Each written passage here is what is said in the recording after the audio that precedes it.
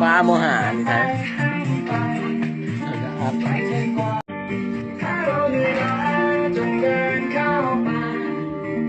อย่างน้อยก็ไม่ต้องพบเจอคนใจร้ายอยากเจอคนที่ไม่มีน้ำใจไม่มีเยื่อใยคนใจร้ายอยากเจอต้องทิ้งให้อยู่คนเดียวอยากจะเหงามาใครกลับมารักกันบอกเองก่อนไว้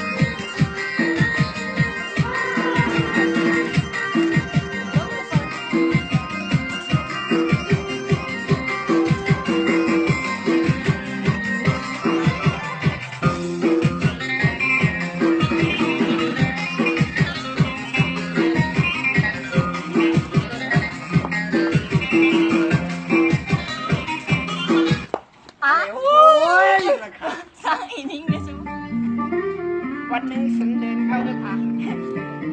ปวดตัวเล็กปวดขี้